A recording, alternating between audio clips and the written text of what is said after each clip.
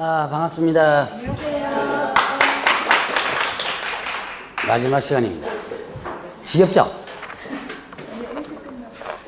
다른 과목도 이번 주 다, 일부 과목은 다음 주까지 가는 것도 있고, 끝나는 과목 뭐 있었어요?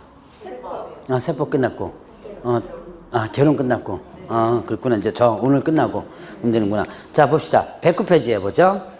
자, 이제 부동산 등기 특별조치법이 있습니다. 자, 부동산 등기 특별조치법, 이거는 거민제도와 관련된 부분인데요. 자, 지금 현재, 자, 일단 부동산 등기 특별조치법에 보면 거민제도가 있거든요. 저기 화면 나오죠? 네. 저기 텔레비전에. 네, 나오는구나. 갑자기 필기를 저쪽에서 해야 되는데. 봅시다. 이제 거민제도. 이 거민제도는 부동산 거래 신고 제도가 나오기 전에 부동산 거래 신고 제도가 2006년도부터 시행됩니다. 여러분 지금 저번 주에 배웠던 부동산 거래 신고 제도가 나오기 전에 행했던 제도입니다. 그래서 한때는 이 거민제도가 시험 문제에 상당히 많이 출제됐어요. 그래서 어떤 때는요, 그 부동산 거래 신고 제도 전에는 2006년도 전에는요, 이 거민제도만 3문제까지 나오고 그랬었어요. 그런데 부동산 거래 신고 제도가 나오면서부터 이제는 자, 부동산 거래 신고를 한 경우는 뭐 받은 것으로 본다? 거민을 받은 것으로 본다. 이렇게 되죠? 그러니까 부동산 거래 신고를 갖다가 하게 되면 거민 받은 것으로 보기 때문에 시험 문제가 출제가 많이 안 되는데 가끔씩 그래도 출제가 돼요. 이거는 24위가 일단 출제 들어왔네요. 자, 그러면 거민 신청은 어디다 한다? 이것도 여러분들 일단 안 배웠을 거예요, 아마. 혹시 공시법에서 거민제도 배우셨나요? 부동산 등기 특별조치법? 안 배웠나요? 자, 일단 거민제도에 대해서 간단하게 한번 보죠. 자, 거민은 일단 부동산 소재지 시, 군, 구청장에게 거민을 하게 됩니다. 자, 그러면 이제 거민제도는 부동산 소재지 시군구에서 하게 되는데, 자, 부동산 소재지 시군구에 가서 계약서 원본을 들고 와요. 계약서 원본 한 부에, 원본 1부에, 그 다음에 사본을 뭐한다? 2부를 가지고 갑니다. 그러니까 복사본 있죠? 복사본을 2부를 갖고 가야 돼요. 그러니까 거민 신청할 때는 원본 한 부에다가 복사본 2부를 갖고 가요. 갖고 와서 거민을 도장을 딱 받습니다. 자, 도장 받으면 원본에는 거민 도장 받아가지고 가지고 오고요. 자, 그 다음에 사본 2부를 접수받습니다. 접수받아가지고 한 분은 거민 도장 찍어준 시군구에서 보관하고 한 분은 어디로 보내냐면 세무서로 보내요. 그래서 결국 이거는 부동산 거래 신고의 전신이었죠. 자, 세금을 확보하고 그 다음에 또 투기도 억제하고 하는 그런 목적으로다가 이런 거민제도를 만들었다라고 볼 수 있습니다. 자, 그러면 이때 거민 부분에서는 원본 한 부에 사본 2부가 갖고 있는데 이런 경우 있어요. 자, 부동산 소재지가 여러 시군구에 이렇게 걸쳐 있어요. 자, A지역, B지역, C지역에 있는 요거를 거래한다 라고 한다면 이때는 자, 원본 어차피 계약서는 한 부겠죠? 한 부에다가 자, 원본 한 부에 사본을 몇 부를 갖고 가냐면 자, 여기에 지금 그 부동산 소재 숫자에 한 통을 더한 숫자를 갖고 갑니다. 자, 그러면 일단 계약은 하나로 체결하니까 계약서 원본 한 부가 있어요. 이러면 세 가지 지역이면 계약서가 몇 부 필요해요? 4부가 필요하죠. 자, 부동산 소재지 숫자에 A, B, C 소재 숫자에 한 통을 더한 숫자 4부가 필요한 거죠. 자, 이런 식으로 해서 사본을 이제 이렇게 갖고 갑니다. 그러면 이제 거민은 아무 곳에서나 한 곳에서 하면 돼요. 한 곳에서 하면 되는데 이때 만약에 B지역에서 한다 그러면 B지역에서 사본을 다 접수받아 가지고 자기가 한 부 갖고 여기 사무소로 송부하는 거예요.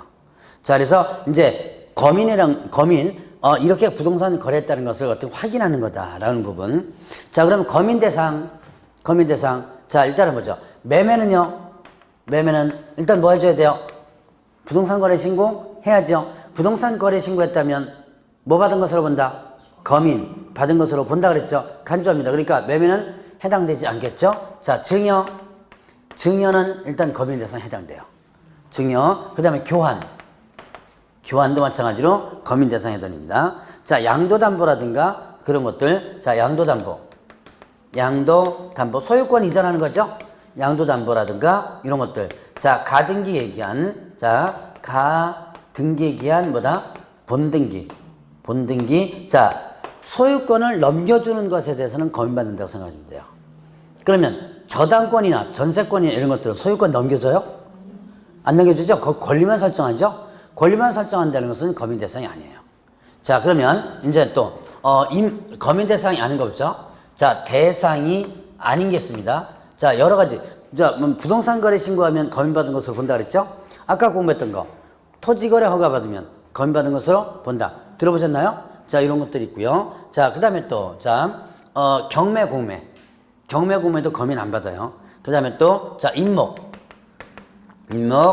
광업재단, 재단, 그 다음에 또 공장재단, 이것도 검인 대상이 아니에요. 자, 그럼 뭐죠? 임목광업재단, 공장재단은 어떻게 돼요? 임목광업재단, 공장재단은 이거는 부동산거래신고 대상, 부동산거래신고 대상 이해 아니에요? 저번에 배운 거예요.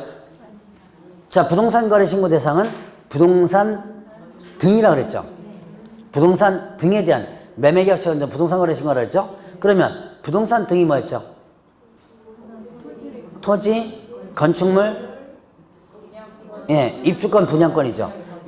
임목광업재단, 공장재단은 예, 부동산거래신고 대상 아니죠? 이거는 부동산거래신고 대상도 아니고 뭐 대상도 아니다? 검인 대상도 아니에요.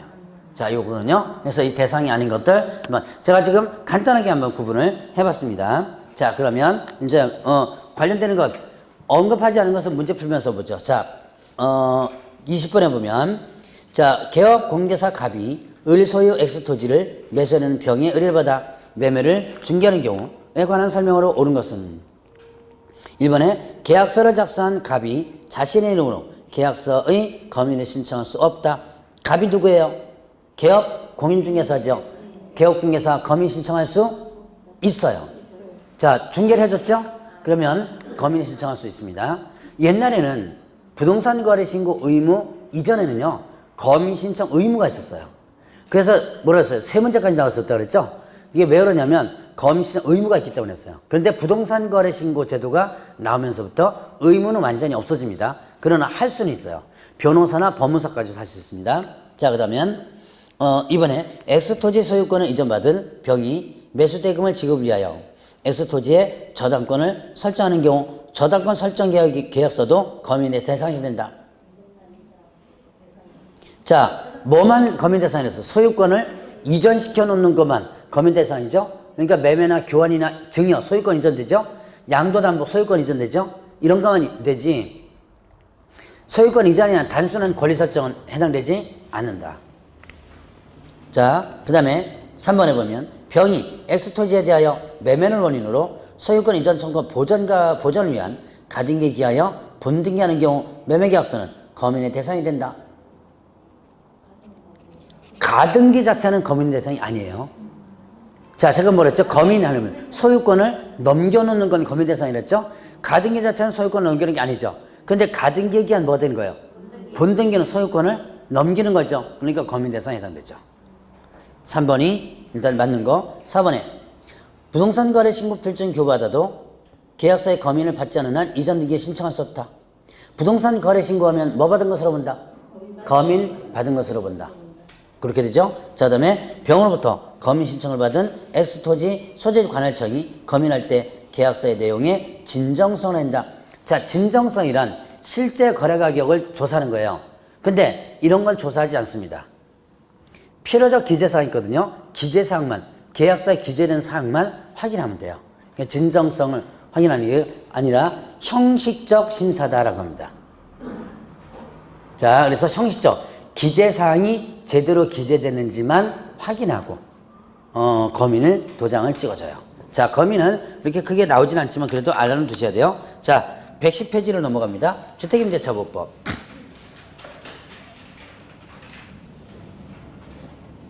자, 개업공개사가 임대인 갑과 임차인 을 사이에 주택임대차 계약을 중개하면서 그 계약 갱신에 대하여 설명하고 있다. 임대차보호법상에 들어갈 내용으로 옳은 것은 자, 임대차보호법은 어느 정도 조금씩 배웠기 때문에 한번 문제 풀면서 한번 보죠. 자, 기억에 을이 임대차 기간 종료 얼마 전까지 갱신거절 통지하지 않은 경우 그 기간 만료 시에 전 임대차와 동일한 조건으로 조건을 무시적 갱신해야 된다.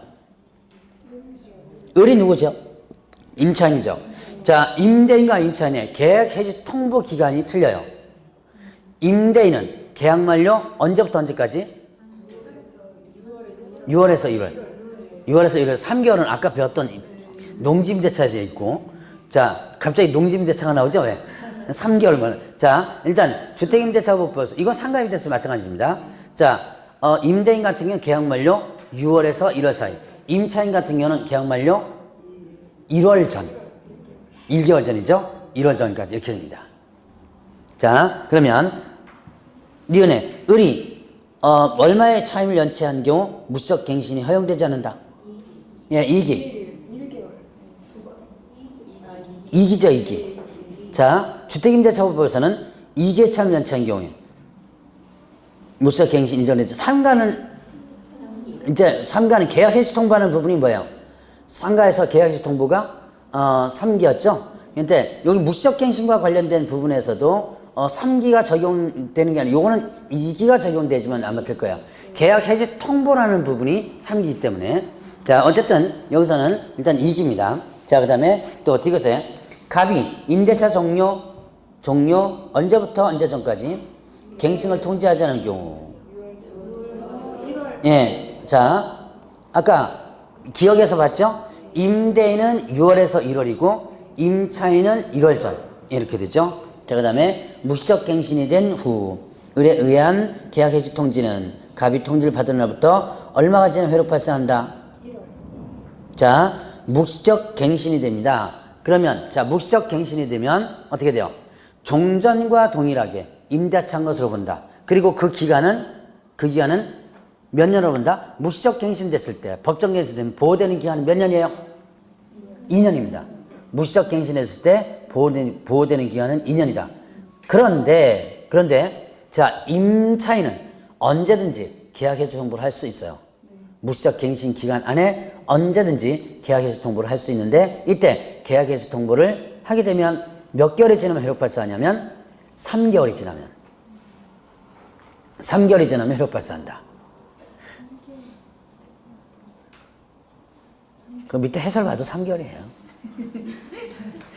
자, 1개월. 왜 1개월로 생각하실지 모르겠는데, 자, 3개월이 지나면 회복한다. 왜? 자, 묵시적 갱신이 됐을 때, 자, 이러면 이제 묵시적 갱신되고 임차인이 살고 있죠? 임차인은 언제든지 나 나가겠다 하면 되는 거예요. 근데 왜 3개월이나 기간을 두느냐? 이건 임대인이 일정 부분 보호하는 거예요. 보증금을 준비할 기간을 줘야죠. 내일 나갈 거는 돈 내놔. 그러면 어떻게 돼요? 이거 안 되겠죠? 그래서 3개월이라는 기간을 준 거예요. 자, 그래서 거기서는 3개월 이렇게 됩니다. 그럼 답은 몇 번이에요? 2번입니다. 자, 그러면 보죠. 22번 문제 보겠습니다. 자, 개업공개사가 의뢰인에게 임대차 존속기간 등에 관하여 설명한 내용으로 틀린 것은 1번에 민법상 임대차 최단 존속기간에 관한 규정 없다. 민법에는요, 임대차에 대해서 최단, 예를 들어서 2년, 1년 뭐 이런 거 있죠? 이런 규정은 없어요. 최장에 대한 기간이 있죠. 자, 그러나 최단 부분은 없습니다. 자, 그 다음에 민법상 임대차 계약의 갱신일수를 제한하는 규정은 없다. 민법에서는 임대차 계약 갱신이라든가 이런 횟수가 없죠. 그 다음에 주택임대차보법상 임대차연이 끝난 경우 임차인이 보증금을 반환받을 때까지 임대차가 계속 존속되는 것으로 본다. 자, 주임법이나 상임법이 똑같습니다. 주임법, 상임법 똑같이 계약기간이 끝났어요. 나 나가겠다고 계약에서 통보를 했죠. 그런데 보증금 돌려주지 않습니다. 그럼 어떻게 된다? 그 계약은 계속 존속되는 것으로 본다. 기간이 계속 유지되는 거죠. 자, 그 다음에 4번에 임대차보법상의 최단 존속기간 2년이나 임차는 2년 미만화 전 임대차 기간의 유효함을 주장할 수 있다. 자, 주택임대차보법에서 보호되는 기간 몇 년? 2년이죠. 그런데 자, 1년 계약을 체한 거예요. 자, 보호되는 게 2년입니다. 1년 계약을 체했어요. 그러면 이때 임차인은 두 가지를 주장할 수 있다 그랬죠. 어떻게 해요? 계약 체결한 1년 주장할 수 있죠. 나 1년 만에 나가겠다 라고 할 수도 있고, 법적으로 보호되는 기간 몇 년이에요? 2년이죠. 2년 동안을 주장할 수 있는 거예요. 상황에 따라서 하면 되겠죠. 자, 그럼 임대인은요? 임대인은 1년 계약 체했습니다. 자, 1년 만에 너 나가라 라고 할 수 있어 없어요? 없습니다. 보호대기간이 법적으로 몇 년이기 때문에? 2년이기 때문에. 자, 그 다음에 5번에 민법상 존속기간에 약정이 없는 토지 임대차에서 임차인이 계약 해지 통고를 하면 임대인이 해지 통고를 받은 날부터 6월이 경과하지만 해지 효력이 발생한다. 자, 이거는 여러분이 저기 민법의 임대차 규정에서 나오는데 이건 완전 민법하고 이거 짬뽕입니다. 그러니까 중개실무는 이렇게 어떻게 돼요? 민법 얘기도 무지하게 나오죠? 자, 그러면 어떻게 된다? 이때는 토지 여기서는요.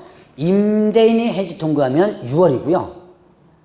6월. 그 다음에 임차인 해지 통고를 하게 되면 1월입니다. 그러니까 여기서는 누가 해지 통고한 거예요?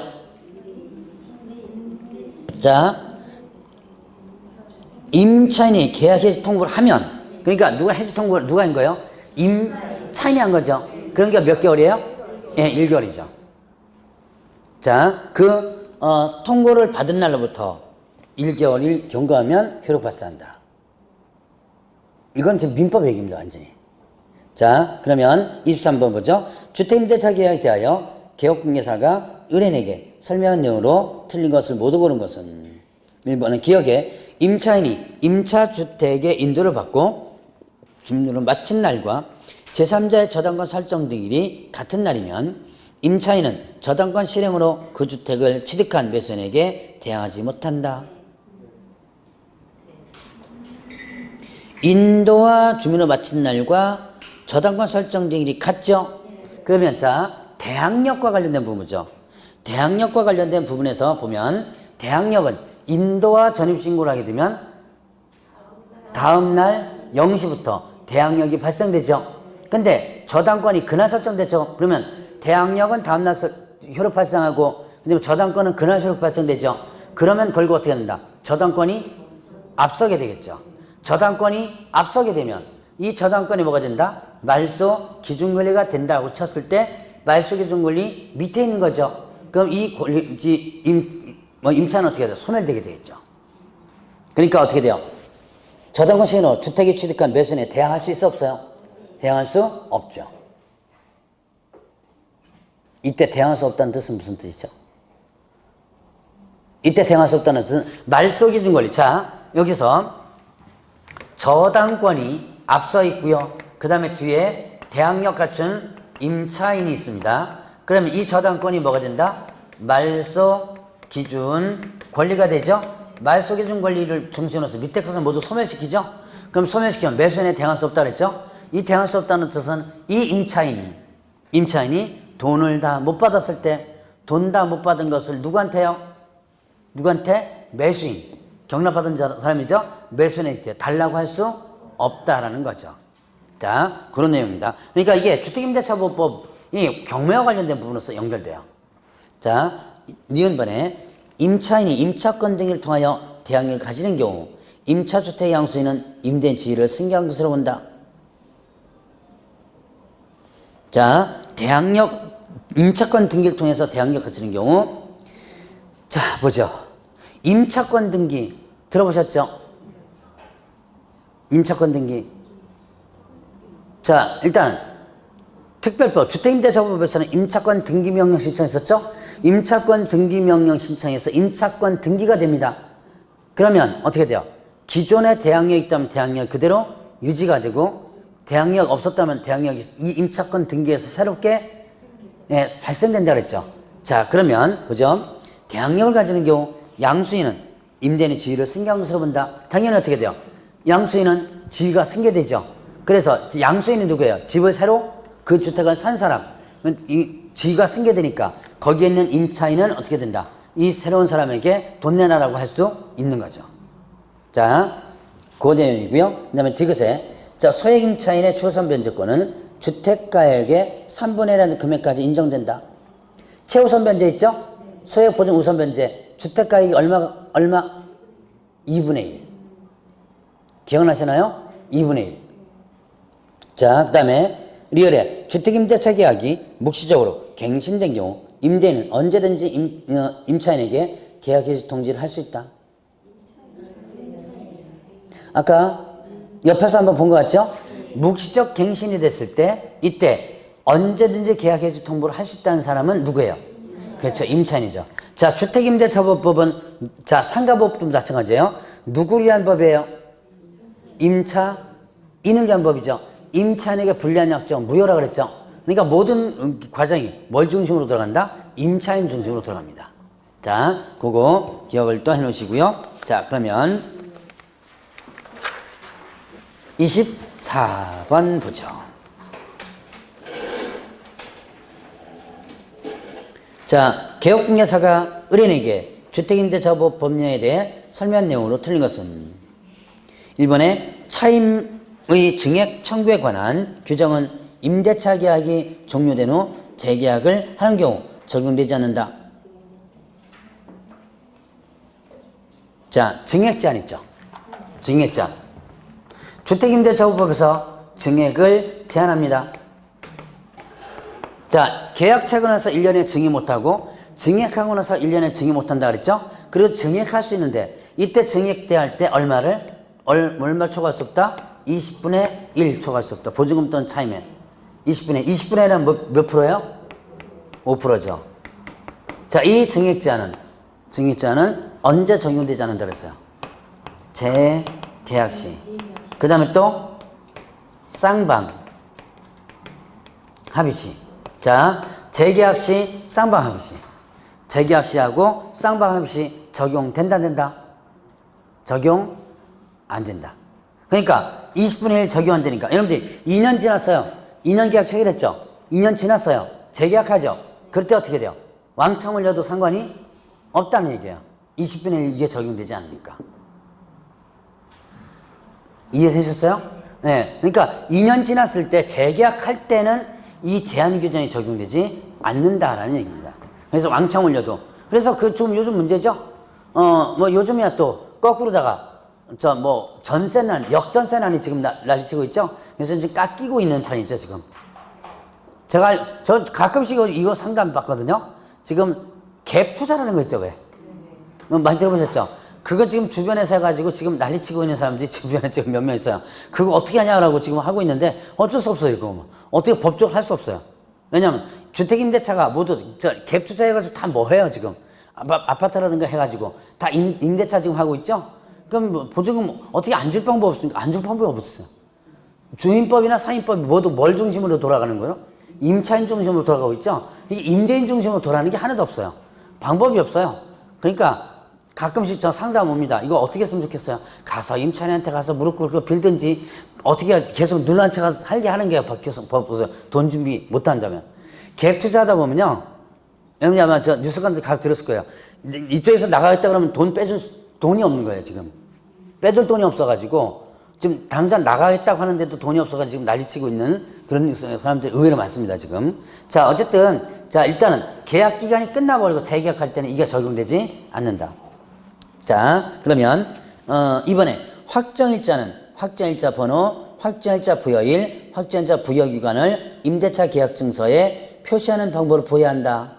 확정일자 부여기간 어디였죠? 주택임대차법 확정일자 부여기간은 어디다? 동사무소, 법원등기소, 그 다음에 또 공증사무소, 그랬죠? 그래서 이때 확정일자 부여할 때는요, 확정일자 번호라든가 부여일, 부여기관, 이걸 갖다 계약증서에다가 이제 도장 찍어요. 도장 찍는 게 이거고. 자, 그 다음에 3번에 주택 임차인이 지위를 강호자 별도로 전세권 설정 등기를 마쳤더라도 주택임대차법상 대응 요건이 상실하면 이미 취득한 주택임대차법 대항력 및 우선 변제권을 상실한다. 이거 혹시 들어보셨어요? 여러분들이 이제 가끔씩 이런 경우 이제 많이 들어볼 겁니다. 그래도 어중이 떠중이로 부동산에 대한 상식을 대충은 아는 사람들이 많아요. 선무당이 뭐 한다 그랬어요? 네, 그러니까 인터넷에서 어디서 막 주워 들어가지고 그 다음에 부동산 사무실에 와서 아는 척은 무지하게 많이 해요. 실제로 잘하는 사람도 있지만 한 10명 중에서 6명은 아는 척만 하는 사람들이 많아요. 어디서 인터넷 같은 데서 해가지고. 자, 그러면 보죠. 임차인의 지위를 강화자 별도로 전세권 설정을 마쳤어요. 이게 뭐냐면 자, 인도와 일단 대항력 보죠. 대항력 있고요. 그 다음에 확정일자를 일단 갖추고 있는 상태입니다. 가장 먼저 들어와 있어요, 임차인이. 그러면 사실 확정일까지 갖췄으면 안전해요. 큰 문제가 없어요. 저 대항력 갖추 이겼으면. 그런데 그 뒤에 딱 집주인이 저당권을 설정하는 거예요. 그러면 임차인 입장에서는 어떻게 돼요? 내가 살고 있는 집에 저당권이 갑자기 들어오니까 상당히 불안해하죠. 그럼 이제 집주인 이제 물고 늘어집니다. 어디서 들었는지 몰라도 전세권 설정해달라고 또 이제 물고 늘어지기 시작해요. 저당권 설정되니까 뭐 위험하다 어쩌고저쩌고. 아무리 옆에서 이거만 가지고 있어도 안전하니까 걱정 말라고 해도 여러분들이 배웠다면 이것만 가지고도 안전하죠? 예, 1순위도 여기 있으니까. 그런데 굳이 전세권 설정해달라고 그래요. 전세권 만능이 아닙니다. 뒤에 그래서 집주인이 전세권을 뒤에 설정합니다. 그러면 저당권이 뭐가 되는 거예요, 지금? 말소기 준권리가 돼가지고 임대가 소멸되죠. 근데 전세권이 먼저 다 어디선 들었는지 전세권이 다 아주 좋은 걸로 알고 있어요. 그래서 이걸 믿고 이걸 빼버린 거예요, 인도를. 이거 대항력 빠지는 순간에 뭐도 없어져요? 확정일자 없어지죠? 없어지면서 뭐만 남아요? 전세권만 남는데 문제가 뭐예요? 말소기 준권리 저당권 밑에 있죠? 대항할 수 있어 없어요? 네, 없는 상황이 되어버린 거죠. 이런 경우가, 그러니까 이게 이제 이 부동산에 있어서 잘 모르는 사람들이 어디서 인터넷에서 대충 듣다 보면 전세권이 우쩌고저쩌고 하면 이렇게 되는 거예요. 많아요, 생각보다 이게. 임차권 등기? 임차권 등기와는 개념이 조금 틀리죠, 전세권 설정하는 게. 예, 그래서 이렇게 돼. 자, 요게 이 내용입니다. 그래서, 별도의 전세권 설정지를 마쳤는데, 대항력권을 상실하면 당연히 어떻게 돼요? 우선 배정과 대항력 상실되죠? 그 다음에 임차인이 다세대 주택의 동호수 표시 없이 그 부지 중 일부 지번만으로 주민등록을 한 경우 대항력 취득할 수 없다. 다세대 주택입니다. 자, 여기에서 보면 다가구, 그 다음에 다세대가 있어요. 이때 다가구 주택은 걸요, 지번까지만 해서 전입신고하면 되는데요. 다세대 주택은 뭐까지? 지번에다가 뭐까지요? 동호수까지를 해줘야 돼요. 왜 그러냐? 다가구는 여기에 건물 한 동에 여러 가구가 살지만 소유자가 한 사람이에요. 그렇기 때문에 전입신고할 때 지번까지만 해도 소유자가 누구구나 라는 것을 아는데, 다세대는요 이렇게 구분 소유가 되는 거예요. 구분 소유가 되다 보니까 A, B, C 이런 식으로 각각 구분 소유되죠. 그러니까 지번까지만 기재하면 이 건물에 산다는 걸 알지만 이 건물 중에서 누구네 집에 산다는 걸 모르죠. 그렇기 때문에 뭐까지를? 호수까지, 동호수까지를 해줘야지만 됩니다. 자, 그러면 여기서는 다세대 주택의 경우 다세대 전입신고 시 지번문기에 동호수 기재하지 않더라도 대항력 인정받는다. 자, 여기서는 어떻게 돼요? 대항력 가만있어 보자. 내가 지금 뭔가 잘못됐다. 자, 아니요. 24번을 해야 되는데 25번 하고 있는 중이지. 뭐가 이상하더라. 가끔씩 이래요. 맛이 갈 때가 있습니다. 자, 24번에. 이러니까 이상한 거야, 이게. 자, 4번. 임차인이 다세대 주택의 동호수 표시 없이 그 부지 중 일부 지분만을 얻다면 대항력 취득할 수 없다 그랬죠? 예. 근데 갑자기 보니까 뭐 다세대 주택이 갑자기 또 나오니까. 자, 그럼 5번 해보죠. 자, 지방공기업법에 따라 주택사업을 목적으로 설립된 지방공사는 주택임대차보호법상의 대항력이 인정되는 법인이 아니다. 자, 지금 법인은 원칙적으로 주임법 적용되지 않는다 그랬죠. 근데 예외 법인이 적용되는 경우가 있었죠. 뭐가 있었어요? 자, 법인 토지주택공사하고 지방공사, 그 다음에 중소기업, 기본법은 중소기업, 이건 적용이 된다 그랬죠. 지방공사는 적용된다. 자, 그러면 25번 문제 봤습니다. 자, 개업공개사가 보증금 1억 2천만 원으로 주택임대차를 중개하면서 임차인에게 설명한 내용으로 옳은 것을 했습니다. 1번에 주택을 인도받고 주민등록을 마칠 때 확정일자를 받지 않아도 주택 경매 시 후순위 저당권보다 우선해서 변제받을 수 있다. 인도받고 주민등록을 마쳤습니다. 뭐는 발생됐어요? 대항력 발생됐죠. 그런데 순위를 따질 수 있어 없어요? 없죠. 순위는 뭐 갖고 따져요? 그렇죠. 확정일자 갖고 따지죠. 이거 확정일자 받았어요? 안 받았어요? 안 받았죠. 그러면 순위를 따질 수 없는 거죠.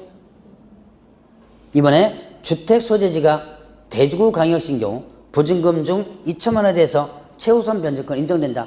1억 2천만 원이죠? 그러면 광역시에서 어떻게 된다? 이거는 최우선 변제 대상이 된다 안 된다? 안 되죠. 자, 보죠. 소액보증금. 소액보증금에 의한 우선 변제가 있습니다. 자, 소액보증금 우선 변제. 혹시 기억나시냐 모르겠습니다. 자, 서울, 그 다음에 과밀, 그리고 광역, 그 다음에 또 그 밖의 지역. 이렇게 했죠? 서울. 얼마 이하의 얼마죠? 1억.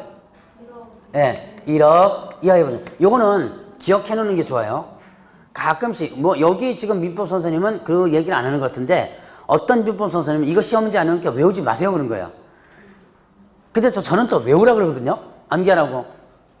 그럼, 가운데서 이제 여러분들이 가운데서 껴가지고, 한 선생은 뭐라 그러고요? 외우라 그러고, 한 선생은 외우지 말라고 그러고. 그럼 여러분들은 뭐 선택할래요? 근데 중개사법 선생님 CR이 안 막혀. 민법 선생님이 외우지 말라고 그러니까, 민법 선생님이 외우지 말라고 그랬는데, 그거 안 외우는 거예요, 이게. 이거, 안개놔야 돼요. 왜 그러냐? 이거 실무상에서 상당히 중요합니다. 이 기본적인 내용은. 그 다음에, 민법에서는 안 나올지 모르겠지만, 중개실무에서는 나와요, 이 금액이. 자, 1억 이하의 얼마를요? 3,400 있었죠? 과밀억제권이거든요? 8천 이하의 얼마죠? 네, 2,700. 광역시는 6천 이하의 2천이죠? 자, 또 틀릴 수도 있어요. 틀릴 수도 있어요. 아니, 완벽하게. 저도 가끔 틀리는데, 뭘. 예, 네, 그 밖에는 얼마예요? 5천. 3천은 이제 상가에서 나와요. 그래서 일단은 5천 이하에 1,700이죠. 자, 이게 지금, 이 이하의 보증금에 이걸 갖다가 가장 먼저 주죠. 근데 지금 보증금을 지금 얼마로 다 책정해놨어요? 문제에서. 얼마? 1억 2천이죠. 그러니까 대구광역시라면 어떻게 돼요? 6천 이하죠? 6천 이하. 그러니까 전혀 최우선 변제 대상이 안 되죠. 자, 그 다음에 또 3번 해보죠. 다세대 주택의 경우 전입신고 시 집원만 기재하고 동호수 기재하지 않더라도 대항력 인정받는다. 다세대 집원에다가 동호수까지를 해줘야지면 되죠. 자, 그 다음에 4번에 대항력 갖춘 임차인이라도 저당권 설정 등기 이후 증액된 임차보증에 관하여 저당권에 기해 주택을 경납받은 소유자에 대항할 수 없다. 저당권 설정 등기 이후 증액된, 자, 비슷하게 하는, 요거 갖고 오죠. 자, 여기에 대항력 확정일자에서 1억을 일단 보증금으로 해서 가장 먼저 들어온 거예요. 저당권이 설정되고 나서 그 뒤에 다시 이제 그 뒤에 증액합니다. 증액한데 얼마를? 예를 들어서 2천만 원을 증액한 거예요. 그러면 총 얼마예요? 1억 2천이죠. 그런데 문제는 이 저당권 설정된 뒤에 증액된 이거에 대해서는 나중에 어떻게 한다? 저당권에 대항할 수 없다. 왜? 증액된 부분은 저당권 뒤에 나오기 때문에. 분명히 이 사람은 저당권 앞에 있는 사람이죠. 그러나 증액된 부분은 저당권 뒤에 증액됐죠? 이거는 대항할 수 없는 거예요. 자, 그래서 4번이 맞고요. 5번에 확정일자를 먼저 받은 후 주택의 인도와 전입신고하면 신고일이 저당권 설정이 같아도 임차인이 저당권을 이제 우선한다. 확정일자를 먼저 받습니다. 인도와 전입신고를 합니다. 뒤에. 그러면 확정일자를 먼저 받았어요. 근데 확정일자 효력은 반드시 대항력을 갖추고 있어야지만 효력 발생한다 그랬죠? 그러면 대항력은 인도와 전입신고를 하면 언제부터요? 인도와 전입신고를 하면 다음 날부터 효력 발생하죠? 자, 그러면 저당권이 인도와 전입신고한 그날 같이 됩니다. 그럼 저당권은 그날부터고 대항력은 그 다음날 0시부터 발생하니까 확정일자 효력 언제부터 발생해요? 그 다음날 0시부터 발생하죠. 그러면 누가 앞서요? 저당권이 앞서게 된 거죠. 이해하시겠죠? 네, 이해 안 되면 개인적으로 찾아오세요. 개인적으로 찾아오세요 그러면 안 찾아와요. 네, 그래서 제가 지금 하도 안 찾아오니까 안 찾아올 거라고 생각하고 얘기하는 겁니다 지금. 자 26번 갑은 2017년 1월 18일 자기 소유 X주택을 2년간 을에게 임대하는 계약을 체결했다. 개업공개사가 이 계약을 중개하면서 주택임대차법 관련하여 설명한 내용으로 옳은 것은? 자 1번에 을은 공증인법에 따른 공증으로부터 확정일자를 받을 수 없다. 확정일자 어디서 받을 수 있어요? 동사무소, 공증사무소, 법원등기소 이런 데서 할 수 있죠? 그럼 공증사무소 받을 수 있는 거죠. 이번에 을이 X주택의 일부를 주거 외의 목적으로 사용하면 주택임대차법 적용되지 않는다. 주택의 일부를 주거 외의 목적으로 사용해도 뭐를요? 주택임대차법 적용이 된다. 자, 그 다음에 3번에 임대차 계약이 묵시적으로 갱신된 경우 을은 언제든지 을에게 해지 통보를 할 수 있다. 갑은 언제든지 을에게, 갑이 누구예요? 갑은 자기 소유 X주택을 했죠? 갑은 임대인이죠? 자, 그럼 묵시적, 이제 앞부분에서 문제 풀어봤죠? 묵시적 갱신 기간 중에 언제든지 계약을 해지할 수 있는 사람은 누구예요? 임차인. 그렇죠. 을이죠? 을이 언제든지 갑에게. 거꾸로 대해주면 되죠. 그 다음에 4번에 임대차 기간에 관한 분쟁이 발생한 경우 갑은 주택임대차 분쟁조정인의 조정을 신청할 수 있다. 주택임대차 분쟁조정위원회가 있습니다. 분쟁조정위원회는 계약의 당사자, 임대인이나 임차인이 할 수 있고요. 자, 개업 공인중개사는 중개를 해줬을 때, 자, 여기서 보죠. 개업 공인중개사가 중개를 해줬습니다. 개업공개사가 분쟁조정 신청을 할 수 있을까요, 없을까요? 개업공개 중개졌거든요.